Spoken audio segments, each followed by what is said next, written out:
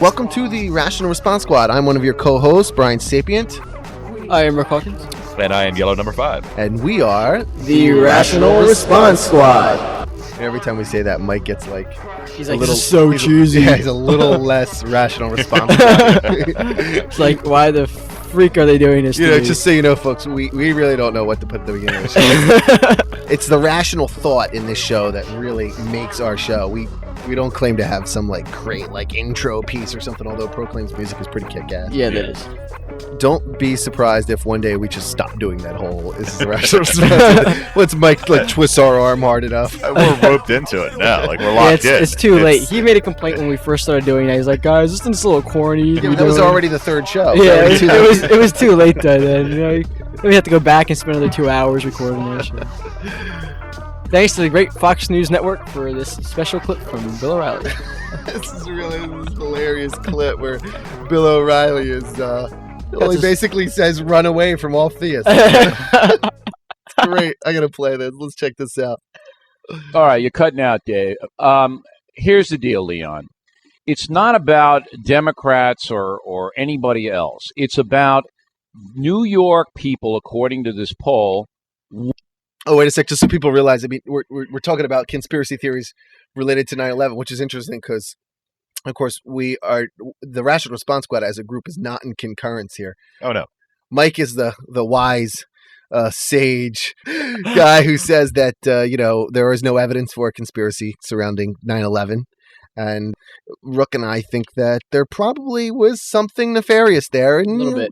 We're not totally willing to put our fingers on exactly what it is and let Mike debunk us and rip us to shreds. That's part of the problem I have. We're making it a little hard for him. We're ducking and jiving out of the way every time he wants to pin us down on a particular theory.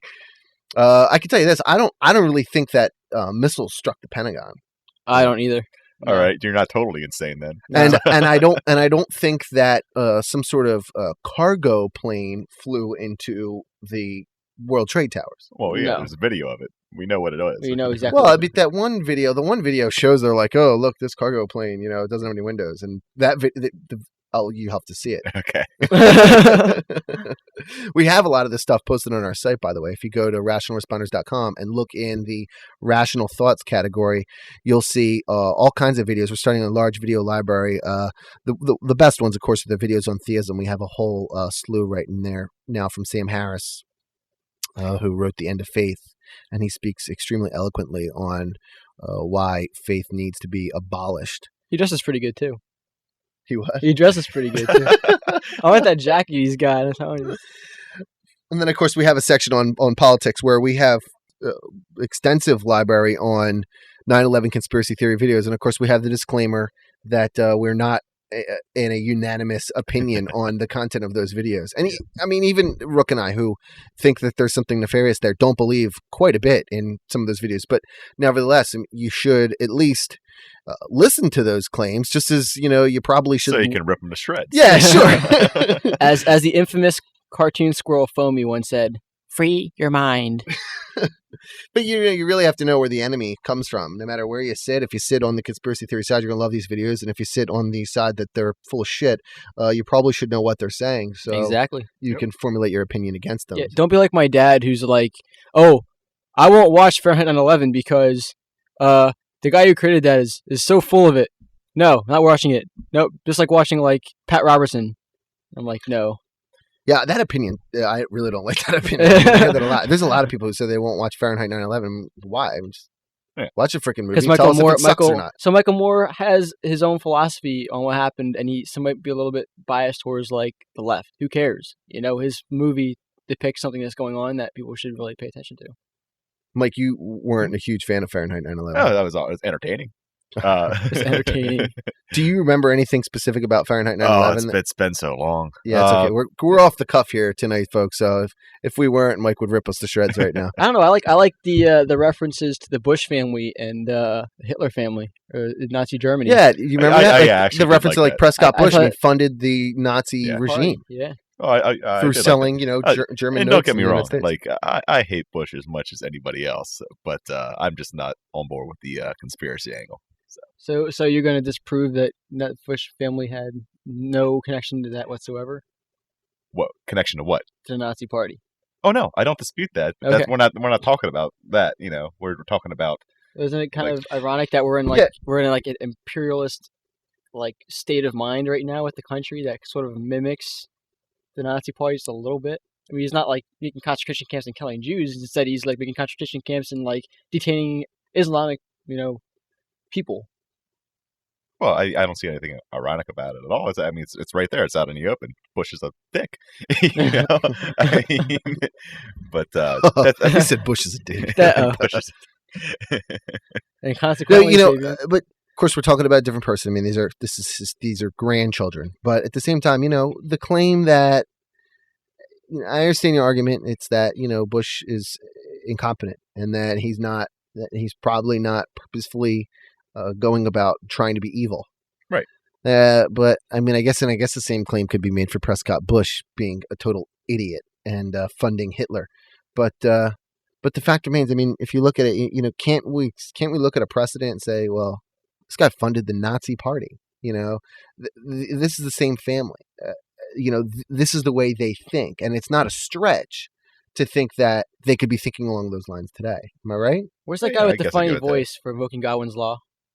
Yeah, but the funny thing is, I mean, this isn't even Godwin's law. I mean, Godwin's law is supposed to be, when somebody starts bringing up Nazism as it pertains to something else. Here we're actually talking about Bush family funding the Nazis. We're not saying, well, this would be as if the Bush family funded Nazis. We're not even saying Right. they just did. Bush family funded the Holocaust, funded World War II against the United States. And that's great. Well, Yeah, isn't that skippy? That's great. well, okay, but that's kind of weird though. They funded it, and yet wasn't Bush Senior? He was a fighter pilot during the war, wasn't he? Was it World War II? No, Bush was not a fighter pilot Or he was during World War II. Bush He Senior. wasn't. he's talking about. Yeah, Bush Yeah. Senior. He Maybe. would. You know what? I'm Let's look it pretty up real Sure Let's look it up real fast. I don't know. Maybe I'm totally off my nut here. No, but you're probably not. like I said. I thought he was a World War II vet. I know where I'll go to look for it. MySpace.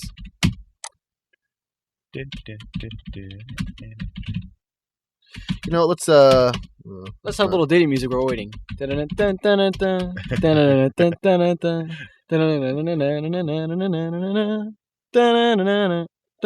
only 12 seconds into that clip. Service. Fighter pilot. It might have not been in a fire. I don't think I'm totally insane. No, you're right. I think I remember hearing about that too. World War II. Look at that. Yeah, so Oh, yeah. George Bush Sr. was a fighter pilot during World War II. So yeah, way to go. This fucker will fund his own Right. fund his own son's potential death. That's great. All right, Mike. Well, good point. You do make a good point, buddy. But the point of this clip, and it's funny because we'll disagree with this clip on one level, we'll agree on it on another, and And on another level, it's just hilarious. yeah. Yeah. I do find it funny though that somebody like Bill O'Reilly, who's a total frigging lying douchebag, is claiming that there's no evidence for conspiracy theories. Right. Okay. But let's play on. Here he goes. He's basically going to tell us that if you are dumb enough to believe that there's a conspiracy theory around 9/11, like maybe dumb enough to believe that there's a God, then you should run from conspiracy theorists, and therefore we can logically deduce that you should also run from all theists. Here you go. Listen to it. Want to believe this. That's what it's about. It's not about evidence. It's not about anything other than individuals wanting to believe something. All right? Now, let me give you the best example I can. Most Americans want to believe in God.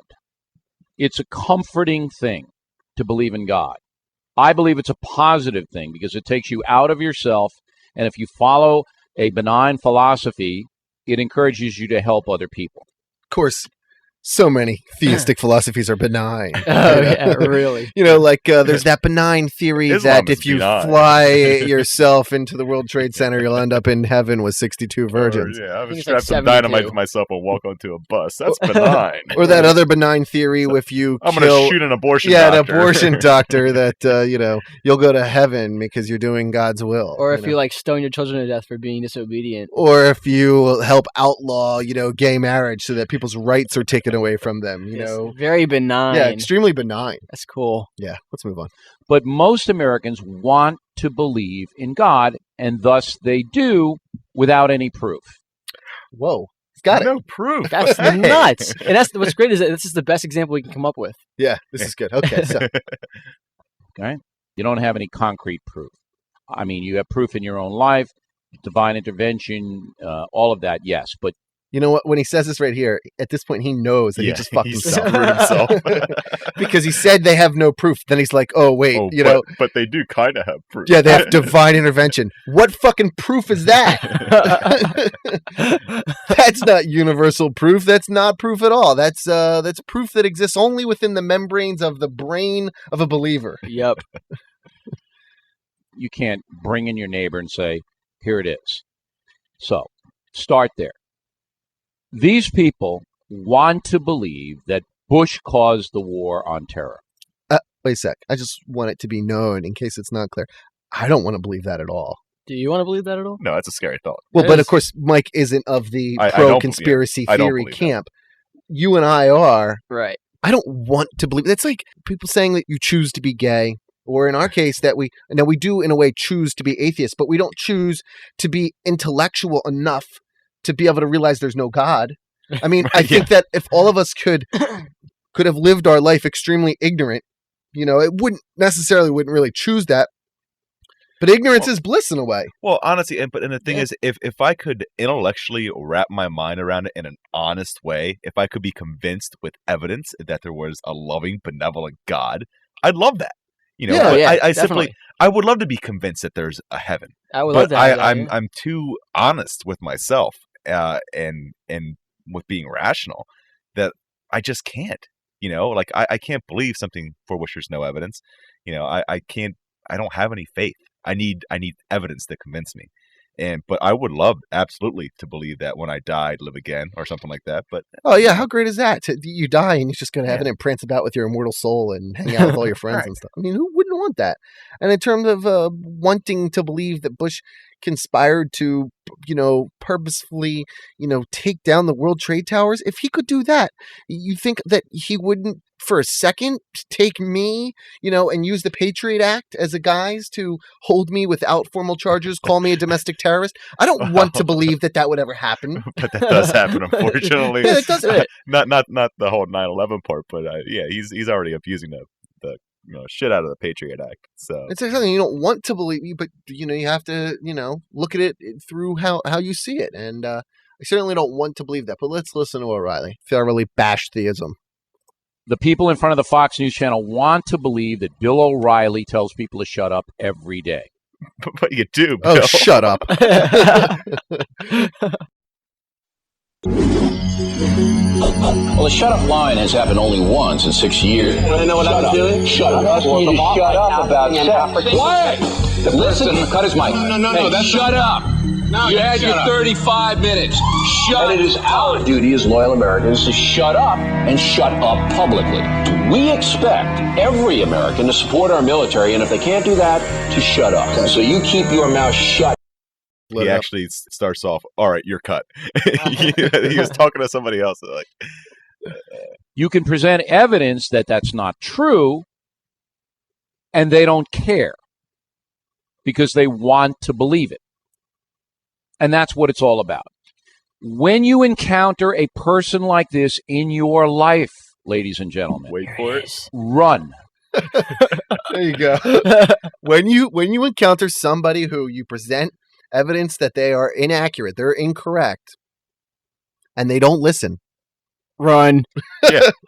Run screaming. That's right. So all those theists that we have on the show, Ray Comfort, let's see, who else did we have? We had Reverend Rev- Oglethorpe. Yeah, we had Reverend Oglethorpe, we had Little Kim. Oh, come on, don't knock the Rev. Run. When you see someone who you present solid factual evidence that A isn't true and they still won't believe it, run. Know what this sounds like to me? What? This sounds like a sermon. Does it not sound like you're in church and It's, listening to the... it's an atheistic sermon from a very famous atheist. I'm sorry. I mean a famous Christian. My bad. When you ask somebody gee, there isn't a shred of evidence that anybody in our government knew about the 9/11 attacks beforehand. Can you produce it? And they can't. Run. So when somebody can't produce evidence for something and you ask them to, you need to run. Those are irrational, neurotic, self-destructive people who will hurt you. Oh, it gets good. Holy here. shit! I just Irrational thought is. I'm sorry. What was that? Holy shit! I just agreed with Bill O'Reilly for the first time in my life. Yo, call the press, man. Bill O'Reilly, you are so fucked. You are so fucked. Yo, we should email. All right, this you're to cutting him. out. Yo, we have to email this to him and then make sure he puts it on air so that everyone else can hear about it. Irrational thought is self-destructive. That's what we're all about, folks. That's Exactly. That's why we're here, helping you out. Oh, we're gonna abuse the hell out of that clip, man. I think so. Just listen in for some of our shows. You'll hear us make reference to it. Okay? If a person can't think logically, they are going to hurt themselves and everybody else around them. So true. I couldn't agree more. Yeah, All exactly. theists are irrational and they are out to hurt themselves and everyone around them. That sounds like that woman who cut off her children's arms. Oh yeah, forgot. Did I mention Bill O'Reilly is fucked? Yeah, I think so. They're going to hurt their children. They're going to hurt their spouse. They're going to hurt anyone they work with. It's just a matter of when, not if. When, not if. That's And great. that is the most true thing I can ever tell you. It is so important, folks, that it is the most true thing Bill O'Reilly can ever tell you. I think it's the only true thing Bill He's O'Reilly's ever ever told said. us. He's ever spoken in his life. Wow, what a clip. What a clip. I love it. That Thank you, clip Bill. is so made our week. That's priceless. Yeah. It doesn't get any better than that. It doesn't get any better for the Rational Response Squad. That's for damn sure. If you haven't become a member of rationalresponders.com and you haven't listened to our outtake reel, because that's the only way that you could get access to our downloads. I'm sitting here in my folder here. I gotta play the audience like 30 seconds of this here. Let them hear what this is all about here. So, what you got to do is you got to go to rationalresponders.com. You have to log in to get a registered account, and you can have access to some special downloads that we have available. Right now, we have a bunch of outtakes in there. They're really funny. And, we edit out a lot of the ums out of our show, because our show is really, it's meant for a few things. But it's meant, a lot of it is meant for entertainment. And we don't want to hide from you that we do say we say it. So do you. In fact, go through a day of your life and count how many times you hear the word It's really amazing. After we started recording the show, we started isolating these ums and these uhs and these knows. Mike does a lot. Yeah, I do. Oh, yeah. Like, So, this might even go in the outtake reel, I think. yeah, maybe throw that in there. Discussion of the outtake reel where you're umming. But what I was trying to say is you got to sign up at our site to get the outtake reel. And here, I'll give you a minute of one right now. Hookers. Again, we're adding a lot of this out. Are we really? Or we just keep it in? Or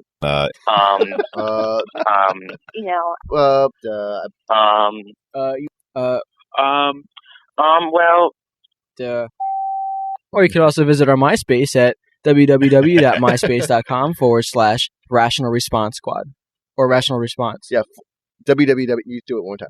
You can also find us at you can also find Hummer Rookies Laws at our MySpace account at www. I'll do it. You can also find us. I'm doing it. Fuck you. Go ahead. You know this is making the fucking outtakes real. Third time. Go ahead. Let's fast forward a little bit here. Let's get to the end of the clip here. Let's check out what's going on. Let's get this clip in here. There's a clip from Reverend Jebediah Oglethorpe in here. If you missed it, he's in episode 4. Let me put it like this: when I was getting my going. Blah, blah, blah.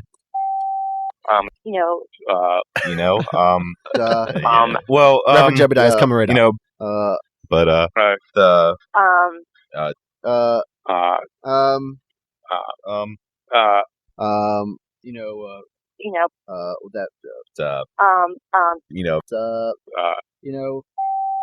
because he's omnipotent, he ain't he? deserves it. Here He he is. doesn't Hold on, want hold us on. to focus Hey, hold on. ourselves. See, he wants us to focus on him. Yo, hold on. Yeah. Hold on.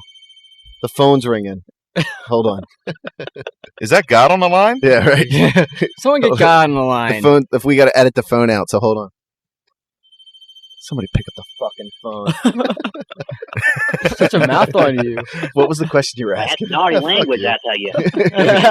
That's only for married people that show themselves their naughty parts, and you're only supposed to Pick do up it in the certain fucking positions. And don't ever masturbate, because Life in was Genesis sapient. 38, 9 through 10, that God killed, what's his name, for killing his... Hold on. Save the material. Save it. Let's Hold on, roll save with the it. This is material. going fine. Instead of sticking it in Tamar's baby cave to make one of them there babies popping out. So, guys, that's the outtake reel. You got to check that out. We're idiots. Oh, man. Some good stuff. I'm afraid of some of the stuff we're gonna have on this next one we're doing. You know. Just so you know, if it wasn't clear yet, we didn't say it in episode 4, but Reverend Jebediah is a friend of ours. He's a little bit like landoverbaptist.org. Check out landoverbaptist.org as well. Now is LL Cool L. Man, how you doing? Hey, thank you. This is a great honor. I'm excited. My days, there's no sun, so it's like kind of gloomy. But I got this phone call, so it made my day. Well, that's great, man. Let me introduce a couple of my friends here. With me, I have Rook Hawkins. He's our Bible expert on the Rational Response Squad. How you doing? Oh, hey, how you going? I'm doing good. And also have my buddy Mike over here. He's like our science geek. Hi, Lawrence. How you doing? Nice. How you doing, buddy? All right. So, is there anything deep meaning in the statement that you wanted to represent Christ my way? Is that just, you hope to respond to any questions we might have with your version of Christianity, or do you have something specific about your version that maybe separates yourself from others? Basically, when I say that, a lot of people always say, well, I guess, okay. What I say, I'm always back up with scripture. And some people don't. Or they misquote scripture, or just say, in my opinion. And it's not really about your opinion. It's God's opinion, number one. Or, it's God's view. So it's not about me, and it's not about anybody else or how you feel. It's what the word says. It's truth. So do you believe then that the Bible is like 100% historically accurate, and that that God can't make an error, and that basically, if we were to find contradictions in the Bible, that you wouldn't duck and jive us and tell us that, it's open to interpretation, or something like, well, that part of the Bible, was metaphorical, along those lines. I understand that, and that's like, I try to keep up with all the major, I guess, issues, but that's a big one. If there was a contradiction, like a legitimate one, not like the non-legitimate one, God would not be who he was. So the whole Christian thing, Christian relationship, I don't want to say religion because that's different, but will fall apart. I agree with you. God cannot lie. That's what his word says. He cannot lie. So if he made his Bible for us to live by and he lied, then life in itself is, it's pointless, because then that makes God a liar. And so why should I even do anything that he says? That's very interesting. That What is- if we were to show you that God did lie? At least the God in the Bible lied. Hey, I'd be impressed, but the Bible also said everybody has to work out their own salvation. So you can come at me with that, and I come at you with another one. But deep down inside, it's going to be, like, it's funny because Jesus' whole assignment was to only come to give life, and most people want to not accept that. He's not here to condemn or hurt you, nobody. He's just here to help you. And then, so if you want to disprove that, I mean, it's okay. I mean, God gives free will, and so he's okay with whatever decision you pick. Let me ask you a question. Do you think that God is all loving? Yes, God is love. That's True. right. And in that sense, because people say he's infinite, is he also hate? If God is love, hate cannot exist in love. Well, that's true in a way, but for an infinite being to be truly infinite, he's all things. Right. I mean, if God is the creator of all things, is he not the creator of evil as well? Yeah, I would never ever profess that I have the answer to all your questions, or questions that you might ask. I understand, evil, so God created evil. God evil. I've been there, you know. Here's a God little created- trick. We have the answers to the questions before we ask them. We ask them to give you the benefit of the doubt. Right. But if you looked up, say, Isaiah 45, you know, it says in there, God creates evil. I thought the question was God evil? Well, and that's a different question. You're right. In that sense, I only ask you to look towards infinity. If God is infinite, see, it's very hard for us to comprehend because you and I are finite. Exactly. We can't be love and hate at the same time. Except Mike. Mike Right. can do that. Yeah, But I'm special. but if God is truly infinite, he's everything and he's everywhere. You know, Right, absolutely. people say, well, he's in my heart. Well, at the same time, he's also, you know, forgive the blasphemy, but, you know, if he's in our hearts and in our minds, he's also up our butt right now. Oh, as a joke. Okay. Yeah, it's a joke. It's a joke, but it's also true. I mean, he's everywhere. If he's you know? everywhere, then he's in our butt crack. You know, like that's honestly, it's like His fingers are in our horrible. noses, you know. That's But- horrible. Well, But I mean, he's you the- are the body of Christ, so he's in you in general. So you are him, and he is you. That's if you put him in your, you know, in your. It's not just the heart necessarily, but it's you as in being. But the end point is that he must also be hate. Although you and I can't be hate and love at the same time. And although you probably probably can. If you think about it. If I you think think we all about it. you could exhibit qualities of hate towards one specific person at the same time loving somebody else. For example, you know, you could say that you hate your girlfriend, but at the same time you love her, and that's why you're with her, even though you hate. You know, like love and hate go hand in hand at time to time. You know, That's interesting. I wasn't even thinking along those lines, although that's a good argument. What was that, Larry? I do know God hates sin.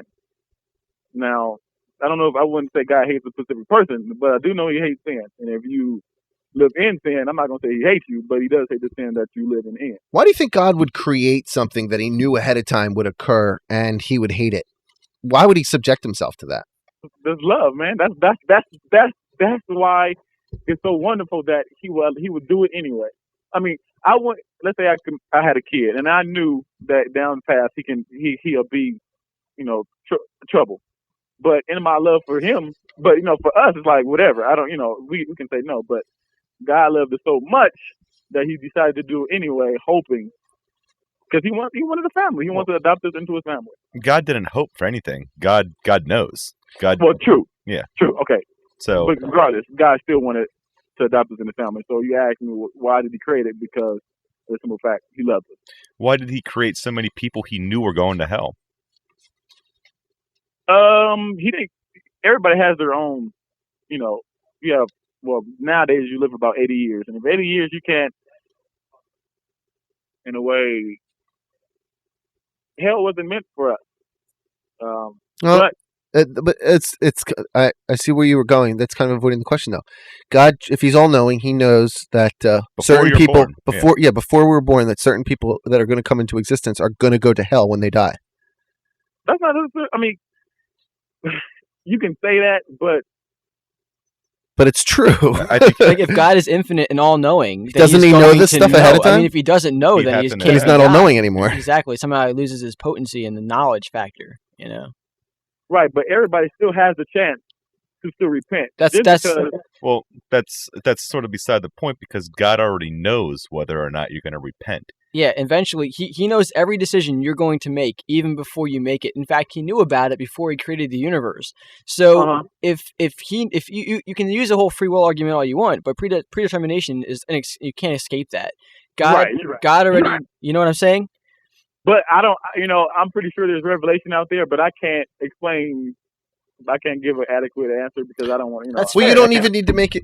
But you're looking for something to make it complicated. It's as simple as, you know, he's all knowing. Therefore, he must know ahead of time who's going to hell and who's going to heaven. Whether there's a revelation that makes it sound pretty, you know. No, I'm not about pretty. Trust me. I mean, the fact of the matter is still that, you know, You can sugarcoat it all you want. certain people were born ahead of time. God knew they were going to hell, but it's hard to reconcile that with him being love and loving. How would you create a child who you knew ahead of time at I'm not God. 8? I I know. Let's pretend you are for a moment.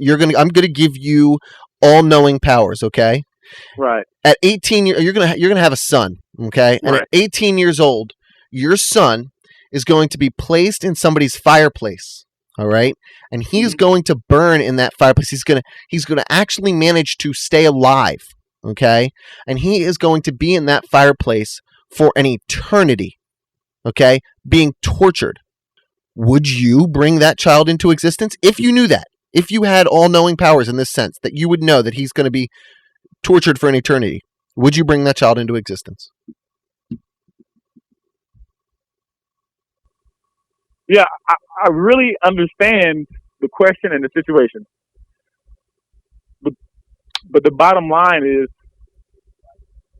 for the morning, I haven't really thought it out with the whole God is all knowing, then he must have known they was going to hell, yada yada.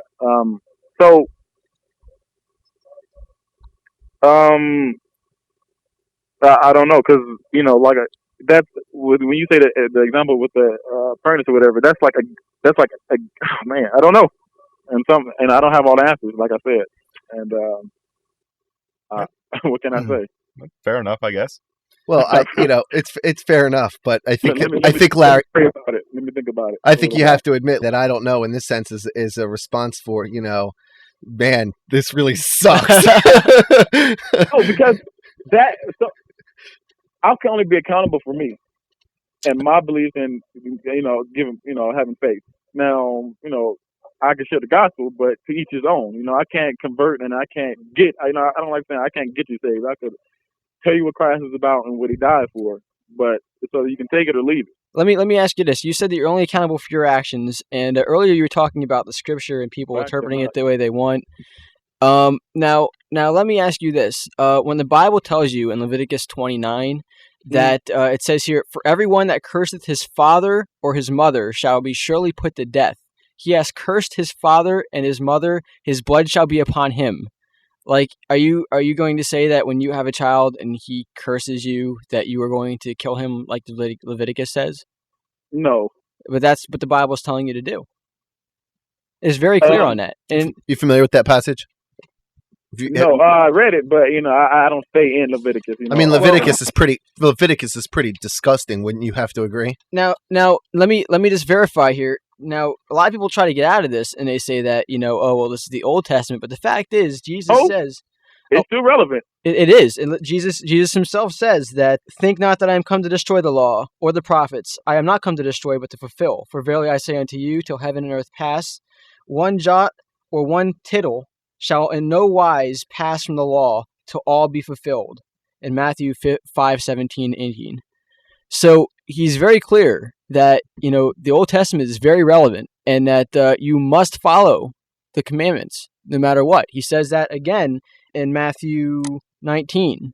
Okay, that we have to follow the commandments no matter what. When that gentleman approaches him on the road and says, "What do I have to do to achieve eternal life?" He says, "Keep the commandments." Am I right? Are you following me on this? In Leviticus 20. What did he say? What was the answer? Well, you tell me. What did he say? He's like, I've done those since I was a young boy. And right. Then what did Jesus go back and say? He said, then sell all your belongings and follow me. There you go. That's part of the point, though. That's a commandment. You have to follow the commandments.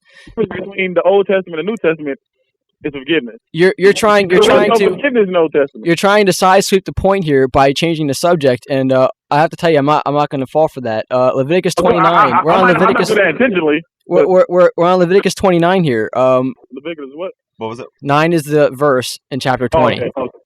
Yeah, see, all who curse their fathers, mothers, right. That's for punishment for disobedience, right. Now, I can't, I would have to read the whole chapter to get the whole gist of what they're saying, number one. Well, understanding that Leviticus is and Deuteronomy are really like copies of each other, and that really they're just laws. They're laws handed down by Moses to the people of Egypt. I'm sorry, of the people of Judea. Now, what would you say? Like, are you going to go and kill your children because, according to you, that and a lot of Christians out there, as a matter of fact, we have to follow the Bible to the letter. But a lot of people don't know about the bad side of the Bible because they weren't. Ain't no bad side. Bad side. It depends how you take it. So killing your children isn't bad. I think that's pretty bad. I mean, what about the woman who cut off her children's arms because God told her to do that? Rook, you're sideswiping the question, Rook. Am I? Yeah. Okay. No, I'm just kidding. No, seriously though, we're on Leviticus 29. There's no bad parts of the Bible, so Okay, so again, forgiveness and with Christ, that's what separates the Old Testament from the New Testament, and why you wouldn't have to, because if my child does do that, you can kill him and you'll be forgiven. Exactly. You just basically said you can kill your son, and then because of the New Testament, you'll be forgiven for it. That's doesn't make it. Yeah, actually, you do. You are forgiven. I mean, Yeah, the only unforgivable sin is blasphemy of the Holy Spirit. Everything else, you can murder, rape, kill. You should actually follow these laws in Leviticus and Deuteronomy, because right. But I'm saying, I'm not saying that you should go out and do it deliberately, but it's telling you to do it deliberately. It's telling you to do that. Okay, like if somebody's on death row right now, if they sincerely repent, like the guy on the cross at the end when Christ was hanging on the thief, when he was hanging on the cross, that was a perfect example. Well, see, and that's one of the biggest problems I've always had. You could be a mass murderer, kill dozens of people, and if you asked, Jesus Christ for forgiveness, accept Jesus Christ into your heart, you get forgiven. You go to heaven, and Now, is that a bad thing or is that a good thing? I think that's a bad horrible thing. Think about it as Hitler. Look at me. Me as an atheist. I'm I don't kill people. I live a decent, good life, and yet because I don't believe in God, I go to hell for that. While a murderer gets a pass to heaven. In fact, because it's one's belief, one's not. But in fact, it even orders you to kill us. As a matter of fact, the Bible is very clear about you have to kill all non-believers. Where you see that? Do you want me to read that to you too? I don't want you to read it to me. I want you to tell me where it is. Well, okay, I'll tell you where it is, and also read you the passage that goes along with it. Okay, Deuteronomy 12:30. Okay, and Deuteronomy 17:2-7. Deuteronomy 7:10. 7:10. I'm gonna pull them Deuteronomy up. I'm gonna pull them up in another Bible at the same time. Deuteronomy 2:25. Mm-hmm. Okay, and let's see here. I think that's good enough for now. For sure, and pick the Living Translation if you don't mind. That'd be good. No, I don't use it in the Living Translation because maybe that's my problem. Yeah, you got to use King James, man. But I'm using a non-King James just for kicks. The reason why I use King James version, let me clarify. Okay, is that it's a fact now that modern Bibles, such as the New International Version, the Inspirational Study Bible, which Brian's using, and your New Living Translation, they're all basically made to fix and correct errors in the Bible. 3 scholars get together, okay, and they look at the thousands upon thousands of manuscripts that they have, okay, and the problem is that all the manuscripts contradict each other. All right. So what they do is they vote in by a share of hands which particular manuscript will go in which particular Bible. Okay. In some cases, there's only one scholar doing this. Okay, but 3 is the general accepted number that most modern Bibles use. If you've ever read apologetics like Josh McDowell and Stewart, they admit to the fact that most modern Bibles are made specifically to correct the errors that are found in older versions of the Bible. Who are they? Josh McDowell and Stewart? Yeah. They're apologists, like leading apologists. They're guys who they're guys quote all the time is like the shit. By their title, that gives them the fact that they have all-knowing truth.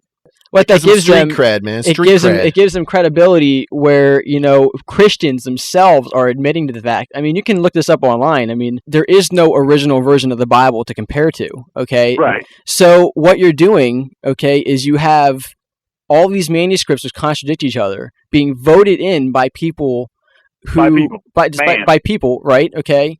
But so even still, we don't have an original copy of the Bible. It never existed. There is no original one version of the Bible. Okay, there isn't. Okay, there's just thousands upon thousands of manuscripts.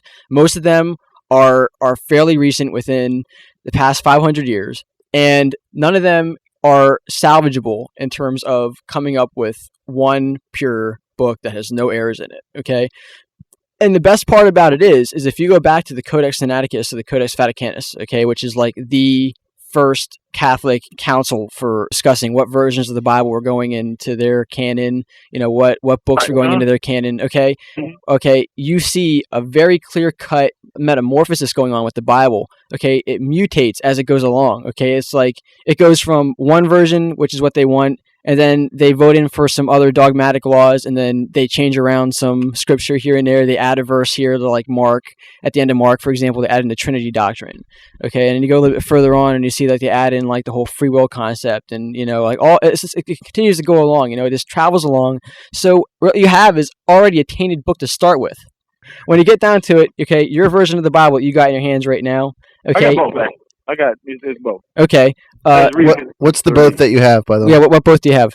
I'm on 7. I forgot what. No, not both Bibles. King James and something else. Oh yeah, King James and Living. The Living is really as far away as you're going to get from the supposed purest form you're going to get it at. Okay, the King James is really the closest that we have. All right.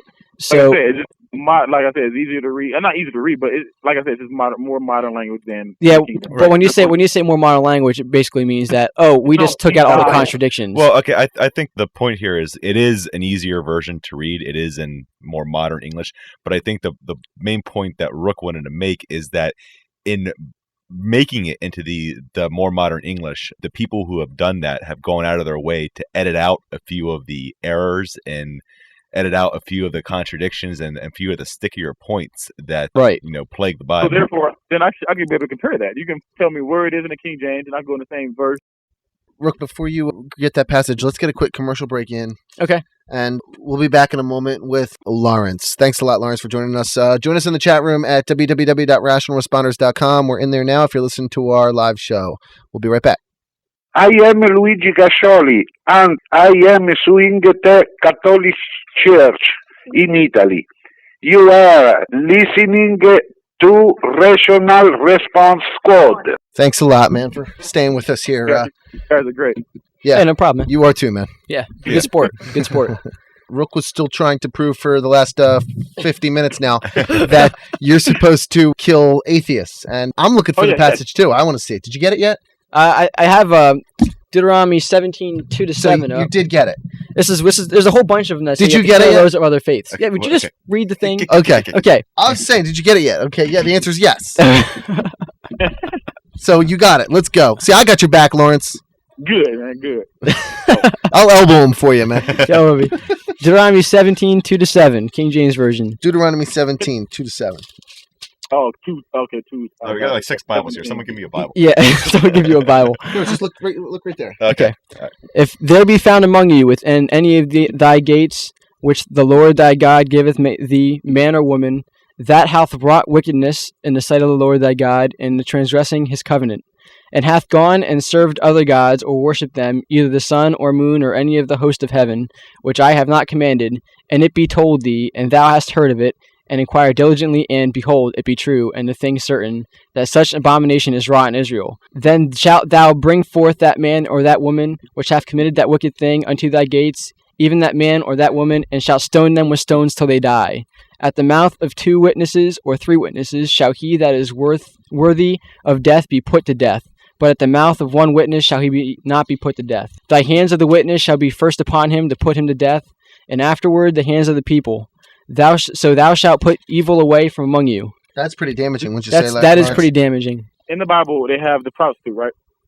Yeah, the what? And the prostitute. Yeah, there are a lot of prostitutes in the Bible. There's a lot of harlots and harloting. Okay, the one, I think it was Mary Magdalene. I think it was hers. Anyway, like if you caught being a prostitute or whatever, you basically you get stoned to death. Do you not?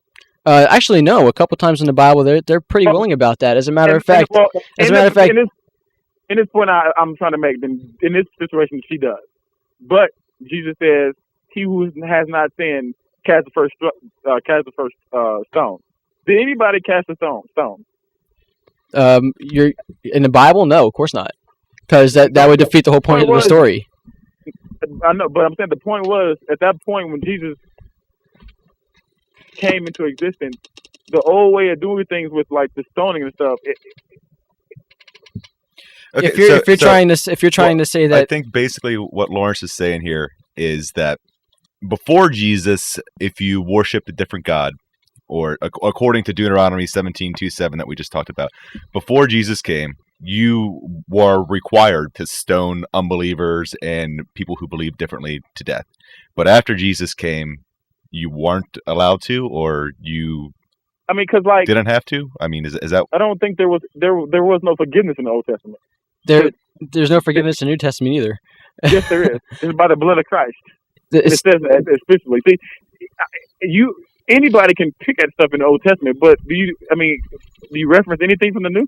We got problems with the New Testament as well. Yeah, lots of problems. But let's see if you know this quote. The scribes and the Pharisees sit in Moses' seat. All therefore, whoever so they bid, you observe. Is that old? That observe you do. Matthew 23:2-3, and John 7:19, and Mark 1:44. Jesus is very clear that everything that the Pharisees and scribes tell you about the Old Testament, you must abide by no matter what. He did not come to abolish the old law. He came to enforce it. He came to fulfill it. That's what he says.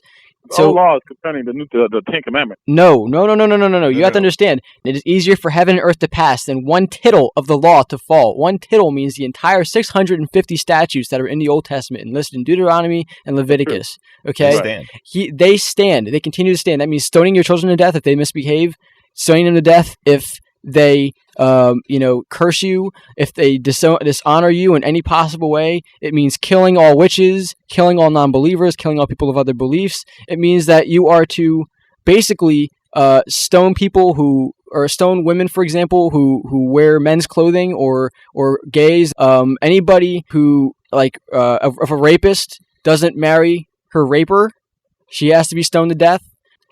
I think there's some contingency there where like somebody can pay her father like $50 or something like that. Yeah, he gets to keep. But that still doesn't take away from the fact that God allows it. If they don't have the money, you can still stone the woman to death. You just pay for if a woman doesn't cry on she has to cry loud enough. She has to cry loud enough for others to hear that she's being raped. If she doesn't, then she's allowed to be stoned to death, and there is no way around that. Yeah. We were talking a while ago about different passages, and we'll come up with one other specific difference between the KJV while I'm giving them this one, sure, and another version. You got your two Bibles there, Lawrence? Yeah, of course, they're together. Isaiah 45:7. Hold on, let me. I'm trying to save this one page. You just want one, not a list. Yeah, one that's a clear difference. Well, that shows a difference. Something that has been changed is important. Yeah.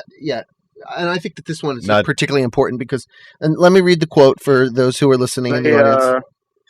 Isaiah what? Isaiah 45:7. Oh, okay. I have two Bibles in front of me as well, Lawrence. One's King James Version, and the other one is a Inspirational Study Bible, the New Century Version. 45:7. Okay. 45:7. So Isaiah 45:7, and the passage in King James this is God speaking.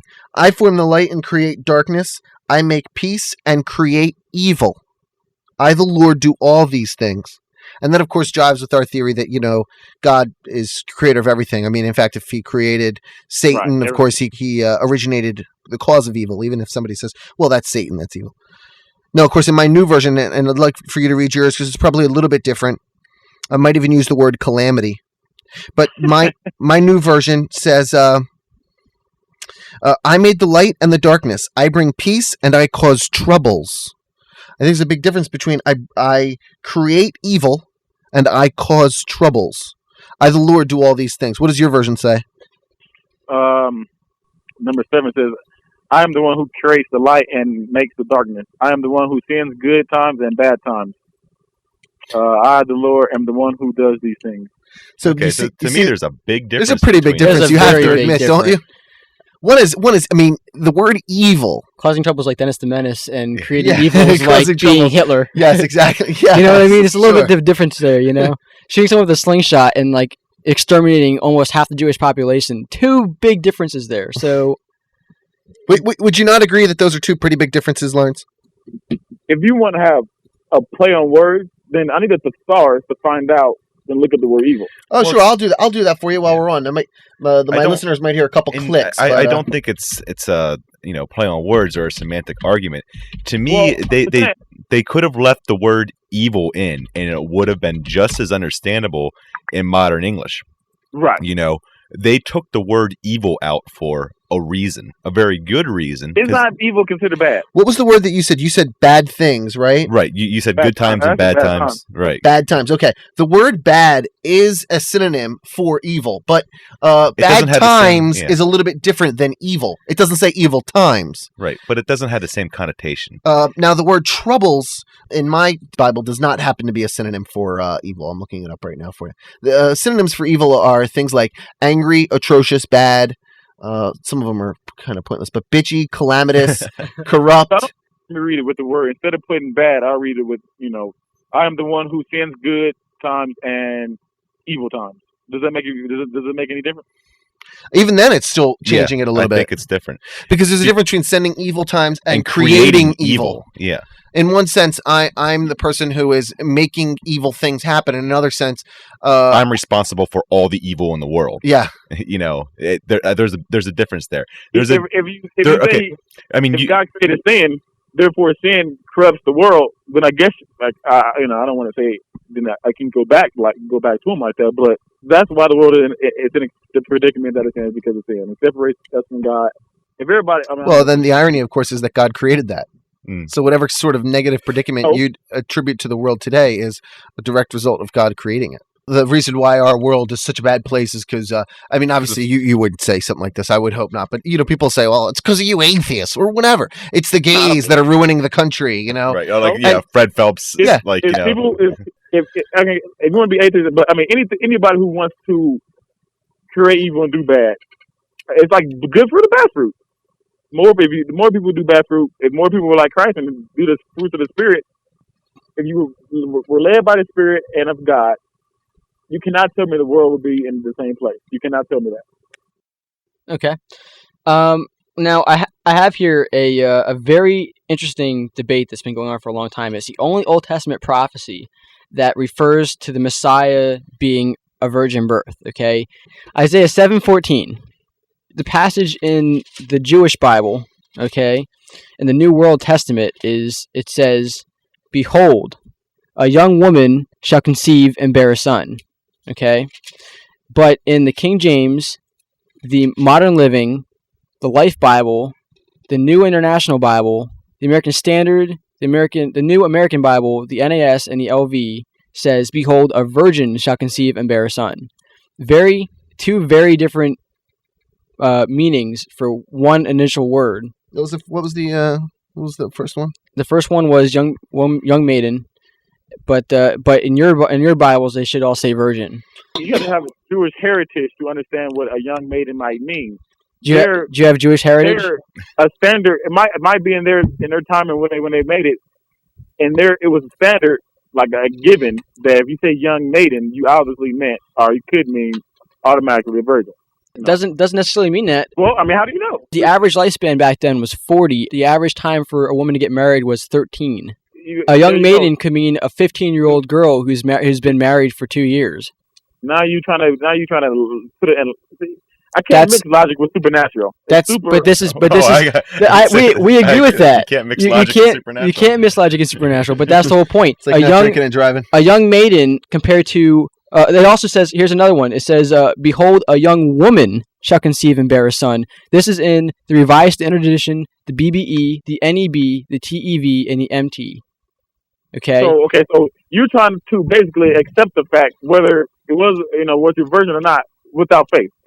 That's beyond the point. The point is that there are four different versions of one word. It's not going to be logic. You won't understand it without faith.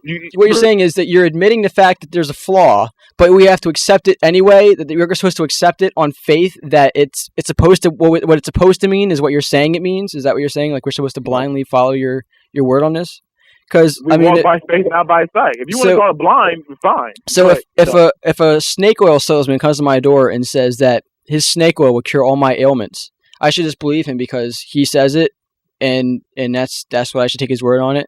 Because that's what you're asking me. You're asking me that. If I come to your house and say the sky is falling, now if you want to believe it, if you don't. But that's my point. You have a certain level of responsibility to yourself to not lie to yourself. When you are confronted with 4 different versions, okay, of a passage that is the essence to the entire New Testament virgin birth, okay, with Jesus, okay, 4 different versions, and in fact, the 4 different versions are different, okay, and very conflicting. All right, you just want to assume that it's your version is the right one because that's the one closest to your faith, when in fact it could be any of the 4. You're just choosing the one dishonestly. Okay? Yeah, I heard that. Do you admit that? And the fact of the matter is, young woman is the correct version from the original Hebrew. Young woman is, not virgin. And now for something completely different. Hey, what do you think of Mike B-Boy, a.k.a. Holy Fire, a.k.a. Lee Hin Woo? Do you know who I'm talking about? Somebody else needs to say that. We're talking about the Mike, who's the Christian, who's always calling people asshole. And... Do you know who I'm talking about? Oh no, I don't. But hey, the Korean kid, the Korean guy. Yeah, but you can. I mean, you can. That's what I'm saying. You can tell who's a Christian or not by the fruit. Now, I call myself a white guy, and do, you can call yourself whatever and act a different way. That doesn't mean he's a true Christian or he is doing what God. Don't go by what people call themselves. Judge them by their fruit. Well, that's interesting, because does that mean then that people who call themselves Christian who aren't doing good, that they're not Christian? No. I would say... So then he's still a Christian. Point's moot. If I'm continually... if you're living by the Spirit, the characteristics of Christ and of the Holy Spirit. I mean, I can't explain them to you. You just know. And if you were cursing and just acting inappropriate, I mean, even just from a humanistic standpoint, that's rude, number one. And so if you're trying to be a man of God, obviously that was okay, and that's not okay. And so then other people like that always tarnish Christianity, and that's what makes it even more difficult than what it really is. Couldn't you then make the case that the guy down the street from me that goes to church every weekend, who's a true Christian, who isn't stoning? There's nothing to do about church. Okay, well, I'm just trying to affix some good Christian qualities. So, but right. That's what I'm saying. I can read the. I don't know verses. I had to look it up. But the fruits of the Spirit, read where they are. My point is, couldn't I say to you, look, I saw his son call him a mother effer last week out at the car, and he didn't stone his son to death. He's not a good Christian. Man, read 1 Corinthians 3. Pick whatever verse you want, or version, and 14. Corinthians, sorry, what was that number again? 1 Corinthians 3:14. This is Bible study with the Rational Response Squad. I always love when you have to turn to page 1,000 in a book. It's page 1,305. It's like, you got enough pages? Yeah, it's a That's big a book. lot of shit. It's a big book. 1 Corinthians. I'm here. Yeah, 1 Corinthians 3:14. Okay. 2:14. 2:14. Not a problem. Let's bring 2:14. that up here. A person who does not have the Spirit does not accept the truths that come from the Spirit of God. That person thinks they are foolish and cannot understand them because they can only be judged to be true by the Spirit. This is full of shit, Lawrence. See, that's what separates me and you. No, listen, check it out. Check it out, Lawrence.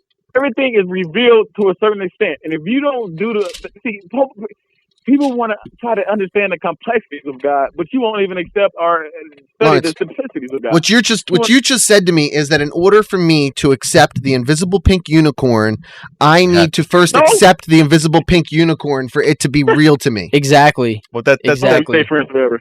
No, you can. Okay.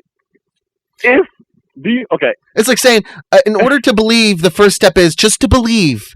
And then you'll believe. Well, it's basically once you believe, you believe. It's circular reasoning. Most people say, if God, you show me, then I'll believe. But God, is saying, believe and I'll show you. So the Bible says it is impossible to please God without faith. Where can you start without faith? Why do I have to please an infinite being? He can't be pleased. That's a reactionary emotion that he would experience based on not knowing what I would do. He's just watching me live out what he already knows will happen. Hoping you will accept his gift. How can he hope? It's the same thing. How can he hope? How can he hope something he already knows will happen? It's an anthropomorphic Do you hope?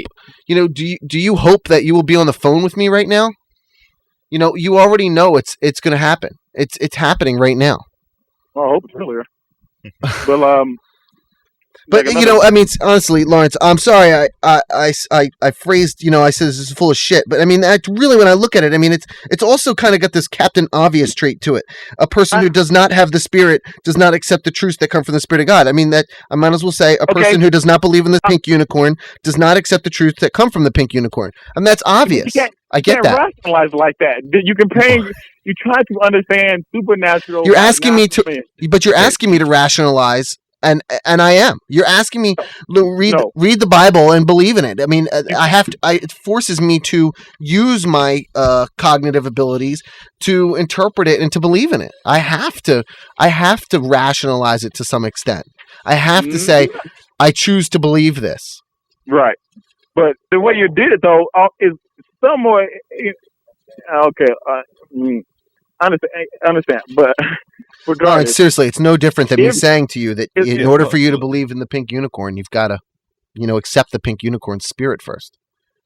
And if you if you don't, then you won't accept the spirit. I mean, it's just a circular logic. That's just the way it sounds to us. As I'm saying, it's simple. Either you want the free gift or you don't. Now, that's what I'm saying. That's another thing. Like I had like a guy on MySpace who a guy was discussing something about. That's the same thing. He brought up this other religion about this other person who did the same exact thing Christ did, who died for sins and yada yada yada, the whole nine. Like I was surprised. I never heard of the guy until I did the research, and so the whole blind faith. Once if you believe in something, you believe in something. That's profound. Yeah, no, I mean that's Captain Obvious quality that I'm saying. But that's exactly what exactly what the verse is saying. In order if you believe, then you believe. Yeah, in order to drive home tonight in your car, one must get in the car. Those who don't drive home in their car aren't the car. Yeah, it's really what I hear, man. It's really ridiculous. Hey, I mean, you understand that we were all once believers. It's reading the stuff that led us away. Exactly. Right? I mean, it's the fact that we sat down one day and decided to read the entire Bible cover to cover that really drove us away from Christianity. I wanted to become a priest, and it was that desire to study more about God and to learn more about God and wanting to preach about God that actually drove me from God. So I mean, you're telling us that if we have to actually believe it. I mean, if you tried to tell me that I didn't believe in God strong enough, then I would have to say you obviously didn't know me a couple years ago. Yeah, I wanted to be a priest. I mean, come on. Doesn't get much more believer than that. Exactly. I was willing to give up sex for God. So I love sex a lot. Okay, so keep that in mind. All right. Now, but I'm saying, all you ladies out there, and I am single. The only single squad member. I'm just as a current development. Of course, by the time this thing airs, you won't be single. Yeah. That's your choice. So, but now, what would you say? No, go ahead, Lauren. No, go ahead. I'm just saying. I mean, that's your choice. I mean, I can see I can see where you're coming from. I swear I can, because I can. But the simple fact that I can't see the fact that I read the Bible. I don't see how it can, by me trying to get to know God more, it'll push me away. That I don't. That's just your. Wait, you don't see that though? Well, how it could do that? Well, yeah, I mean, I don't know. I can't see me doing it. I can see anybody else doing anything else. Whatever. But the thing is, I wasn't an atheist. Yeah, I don't think we saw it either. When I read the Bible, I still believed. I was a Catholic, and I read the Bible, and you basically, you read the Old Testament, and if you can walk away from that without the conclusion that God is just a horrible, evil monster, sadistic, and mean and petty and jealous, and pretty much embodies all and that has nothing to see. If you guys don't like, it's always the Old Testament. No, but if you can put mean and evil with a God or whatever in the Old Testament, then you should be able to show his love in New Testament. Well, but the thing is, it is relevant because it's the same God. That's what I'm saying. I'm not saying it's not, but I'm just saying that So- if you can say that for the new, you can say it for the new. Okay, so let's say when Jesus says in Luke 14:26, "Thou shalt not come unto me unless he hate his mother, his father, his sister, his brother, yea, even his own life. He cannot be my disciple." Do you understand what he's saying? He's saying that you have to hate everybody before you can love him. What do you think it's saying, Lauren? It doesn't say anything about hate. Okay, what Bible are you Oh, yes, using? it does. It does. Okay, there you go. But so in the Living, it says, let me see. You hadn't ever thought the desire to do this before and just compare the two Bibles as you read them? You're like, oh man, I remember reading this last week and it was different. A better understanding. Like just like how you have your whole 5 Bibles, the Jewish one, all the ones you read, I have mine. So in other words, No, I just mean earlier in the conversation, it appeared as if you wanted us to point out passages where the passages were different between the two Bibles, right. almost as everyone we've read has been different. yeah, and yes, exactly, almost claiming that you didn't know that, but I mean, but the truth is still there. I would disagree. In English class, if you paraphrase or summarize something, if you took away the meaning of the story, then it's plagiarism. But those books aren't claiming inerrancy. They're not claiming to be written by a perfect being, an all-loving being. Exactly. And that's the difference. So you can't compare English class to the Bible, because the Bible is supposed to be, it's what your faith is based on. And as you even stated, is the foundation. If you didn't have the Bible, you would have nothing. So when we bring forth these contradictions and these errors, and you compare different versions of the Bible, and you see the differences, that should send red flags up in your head. Like, wait a second here, someone's trying to snow me. Someone's trying to exactly. Yeah. I mean, you're being. So let me reread this. It says, "If you want to be my follower, you must love me more than your own father and mother, wife and child, brother and sister. Yes, more than your own life." Okay, it has hate for the new king. Fine. Okay. But it's not the hate that you might, like you said, Greek or whatever. The New Testament was in what? Greek. It's in Greek. Like you said, it has 8 different ones. Like love has a whole bunch of meanings, and the word hate might not be the same word we mean by hate. No, hate in the Bible, in that passage is comparative to the Old Testament hate when God is talking about other nations that are against Israel. So it is the exact same word. I do know what you're trying to do, but it doesn't work for that passage. I ain't trying to do anything. I'm just trying to. I know. I'm not saying you're doing it intentionally. I'm saying answering your question. But and so how do you get the same word from both? You can look up the Hebrew for both of those, and the Greek. If you want, look up the Greek. Look up the Septuagint. Okay, look up the Septuagint, and look up the New Testament original writings, and you'll note that they are both the same. And now for something completely different. Through faith, all things are possible. Well, I would love to see you move a mountain on faith. Right? Doesn't it in the Bible it says Jesus Yeah, says if you have no, it's no, not. well it's actually I'm not gonna get into details because I'll go on a rant. But talking about the one where it says speak to the mountain and go in the water. Right. No. No. He basically says Jesus says if you have the faith, you can move mountains, and it's been tested over and over again, but no one has been able to come forward and actually with their faith move a mountain. See, my grandmother just brought this up, and that's naturally you think of mountains, mountains, but everybody else has their like Goliaths in a way, their own personal mountain. I mean, obviously it'd be kind of like extreme for God to move the mountain right then and there, but that's why he brings up, if you keep reading, where he talks about the fig tree where he made it sprout and made it go back down or die, wither away. Yeah, so it's not a legitimate mountain. It's more of a spiritual thing also. Well, yeah, the whole fig thing too. I love how Jesus got mad at a fig tree that was actually out of season. He actually cursed it, which was witchcraft. Yeah. Right, yeah. which is against Levitican law. It is, isn't it? He should be. Jesus committed witchcraft against. We're not supposed to suffer a witch to live, are we? No, we're not. No, I mean suffer a witch to live. That's witchcraft. He cursed a tree so that no fig could ever grow from it again. So that I've never heard that said before. That you want to look up that passage while I show Matthew? I'll look it up in a second here. First, let me witchcraft. quote Mark 9:9. Okay, because this is one that you said didn't exist. Once again, Bible study with the Rational Response Squad. I apologize, not Mark 9:9. I'm sorry, I meant to say Mark 11:23. But that was genius, though. For verily I say unto you that whosoever shall say unto this mountain, be thou removed, and be thou cast into the sea, and thou shalt not doubt in his heart, But thou shalt believe that those things which he saith shall come to pass, and he shall have whatsoever he saith. That's Jesus talking. Jesus says, you shall move this mountain if you have enough faith. But no one has ever been able to move a mountain with their faith. And I would challenge you and any other person who claims that faith can do anything to move a mountain. And when you can show me that, then I'll believe in God. See, there you go again. We can't go that route. But you say, but wait, that's a very literal statement. Jesus why can't we go that's that not route? a parable.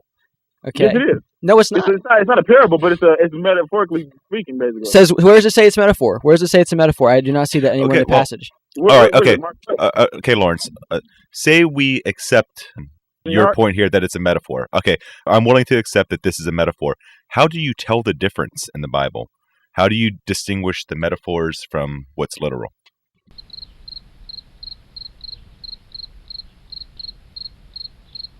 But okay.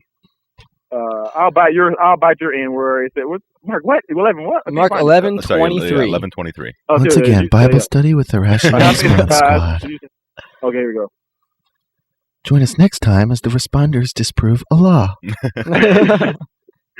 You know, it's like here's what it says. And Peter, calling to remembrance, saith unto him, Master, behold, the fig tree which thou curseth is withered away. And Jesus answering saith unto him, Have faith in God, for verily I say unto you, that whosoever shall say unto this mountain, Be thou removed, and then I quote, okay, and therefore I say unto you, that things soever ye desire, when ye pray, believe that ye shall receive them, and ye shall have them.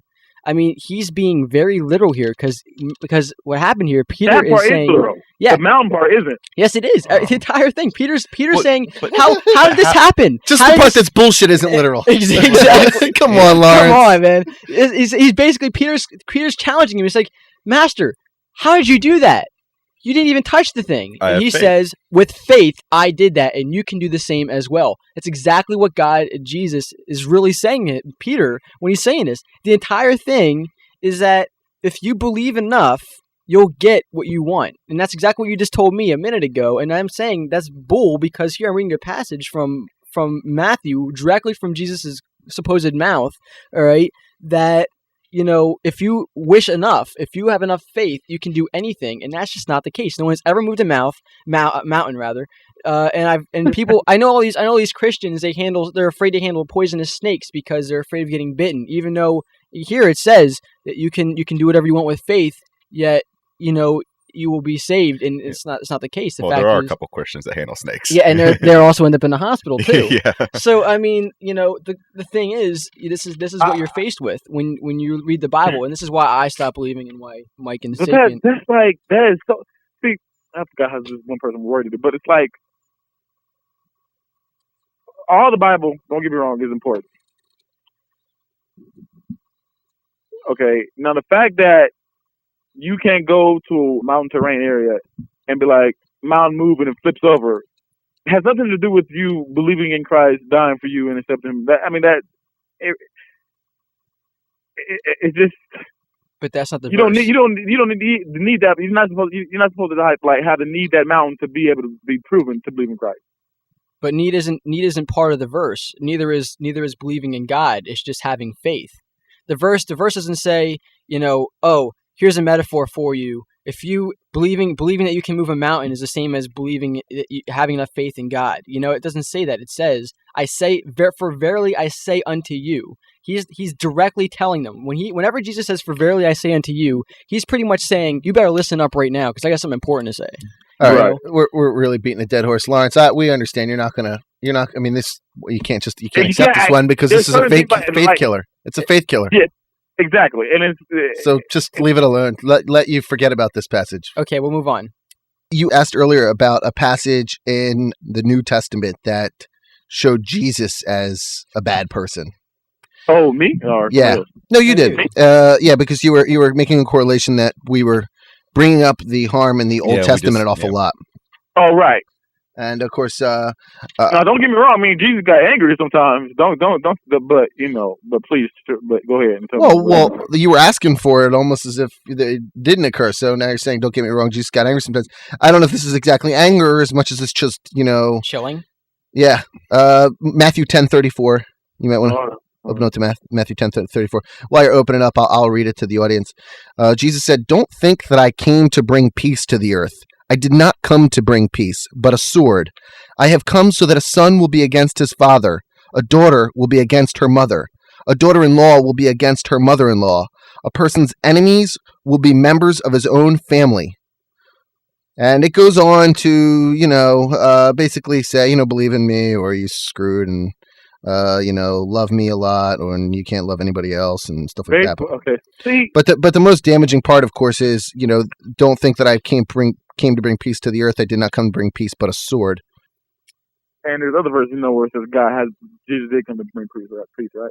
I'm sorry. Well, I was actually reading the sugared down version. Yeah, the actual version. The is actual version different. is it's almost the same thing. And in fact, the word variance is you'd have to look up the word variance for.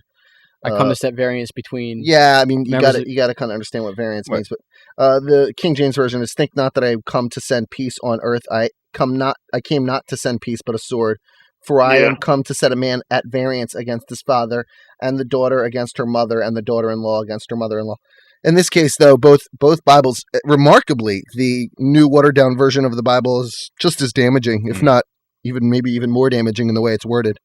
Well, yeah, I came across this scripture because my auntie, she's I guess an unbeliever, as you can say, and she brought up the same thing, that same scripture. So I've been there and done that. Well, wait a sec, just stop right there. Your aunt is a non-believer. Mm-hmm. That's very interesting. Well, okay, in this case, then the Bible has done, or Christianity has done exactly what it says in the Bible. It's divided your family. Yep. No, It's it's not that. I mean, see, oh my God. Well, no, didn't that verse just talk about? I wasn't even going to go that route, but setting variance between father and I guess son. you'd have to really ask. What do I mean? Because are you still close with your aunt? Well, I mean, religion is divisive. Is basically the point that I'm making. But it is. It is divisive. It is. In this particular situation, are you close with your aunt? Yes, I mean, because knowing your aunt and knowing that knowing me, obviously have personal relations with a non-believer. Mm-hmm. Is there anything about her life that, looking at her, that you couldn't see yourself? Hey, she lives a good life, or is she a bad person? Is there something about her that oh, gee, she's not. Her life isn't fulfilled, or her life is empty, or because she doesn't believe in God, she's less of a person. I mean, could you see yourself? Everybody's life is empty without God, pretty much. What's that? Everybody's life is empty, in my opinion, if you don't have Jesus Christ. It's always going to be that void there, always. Fine. Okay, fine. Well, no, that's fine. Just for the sake of argument, let's just her life is empty without God. But now, is her life, in the sense of how she acts morally, is she less of a person morally, not as to be judged by God, but to be judged by society, than you are? I haven't hung out with her. I don't, and I consider everybody, better than me. So, I don't compare myself to man. I mean, I guess what I'm really looking for is, we can tell you that we're good people all we want, and that, hey, our side of the coin is that you don't need belief in God in order to be a good person, in order to live a fulfilling life. I'm saying you do. No. Well, you're saying you do, and my point is that I can only tell you this, but you can only believe me so much. You don't know me personally, right. And to be honest, without knowing me personally, without having experienced hanging out with me, I could easily see how there's just ramblings coming out of my mouth. But I was hoping that experience with your aunt would have given you enough experience to see from a non-believer that it's possible to lead a great, fulfilling life, a happy life, a content life, and to be a good person without belief in God. And that if you actually analyze the Bible critically, you could see that, hey, these passages that the Rational Response Squad is pointing out to me do kind of make my Bible look ridiculous in some sense. And that had never happened. But the point, okay. Come on, man. We've watched it dodge quite a few topics. I mean, I don't really want to put it on you. I mean, we're trying to be nice about it, but you've definitely dodged a bunch of points. You can't, rattle or shake me. So anyway, the point I wanted to make right now is the fact that, like you said, you said I said, but I apologize if this came across that I said that somebody who doesn't believe in Christ can't be a good person. Surely you can. I'm sorry. I didn't say that. I didn't mean to say that. No. Although that's the typical argument from Christians. Right. Well, then that's one of the part when I was like my way, because I know truth. So that fine. There's a lot of people who do. Oh, there's plenty of people who do. But see, bad people do bad things. Good people do good things.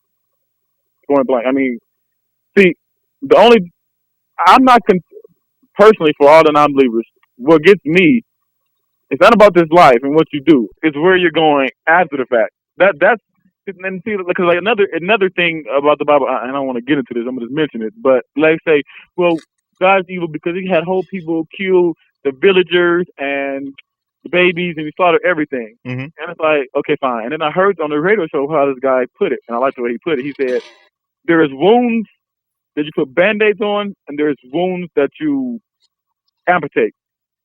So, like Sodom and Gomorrah, they reached a point where, I guess there was this known righteous, and they wasn't coming back.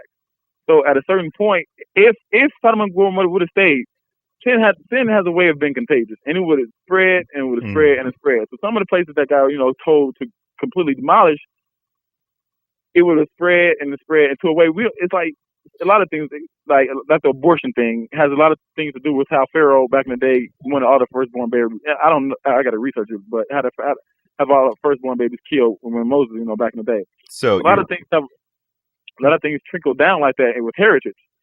So. Okay, I hate to cut this short here. I'll give you about a few minutes for last word. Want to give him a last word? And we can we'd love to talk to you again. I really enjoyed talking to you. If you, man, it's been great. I wish we can establish a friendship or something. Hey, that's fine, man. Hey, if you'd like, you can come on our website at rationalresponders.com, join our forums, and actually you'll have access to like our outtake reels in there too, where we like sound like idiots basically.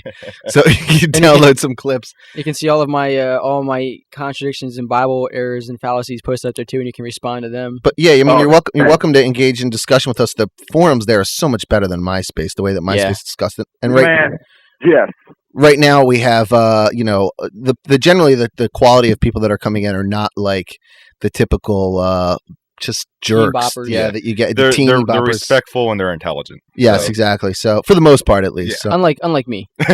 Let us know, or hopefully your name will be Lawrence or LL Cool L or something like that. We'll know who you are when you sign up. But check it out, and we'll chat with you there. We can definitely hook you up again on a show sometime. You could start a thread saying you want to come on and take on the responders again or something. So, that'd be great. What is rationalresponders.com? Yeah, www.rationalresponders.com. We'll get you a copy of our show before it airs as well, so you can hear your internet radio debut. Hey, that's right. It's all. Yeah, you'll be famous now, buddy. Yeah, you'll be famous. So, all right. Well, we have to go, and we'll talk to you soon. Okay, I appreciate you guys. But it's been a great experience. Yeah, really Thanks like talking man. to you, Lawrence. Have a good one. It's good talking to you, buddy. Good night. Bye-bye. All right, have a good one, bud. That was a good conversation. He really did duck a couple of points, though, guys. Yeah. But hopefully he'll get something out of it, and he'll think a bit about it. That's all you can do. He's a nice guy. I do like him. Oh, he's definitely a cool cat. Guy. And I like how he admitted that he can't answer all of our questions right at the beginning. He probably totally admitted that he wasn't going to be able to answer all of them. But although he tried, and he was kind of trying to rationalize. Well, I mean, the one where did God create people knowing ahead of time that they would go to hell? I mean, he really left that one where, I just don't know, something about that there was maybe some revelation that explained it. I mean, you can't explain that away. Yeah. It's very simple. If he's not all-knowing, if there's some way to explain away the fact that he's all-knowing, then he's no longer God. Exactly. Yeah. It doesn't fit. It's pretty simple. And I think he'll think about that. And hopefully. Yeah, he's probably going to be thinking about everything we talked about. Yeah. And that's all you can do. You plant the seed, doubt grows on its own. Took the words right out of my mouth, man. Yep. So, thanks so much for joining us on this episode of the Rational Response Squad. Join us next week when we disprove a lie.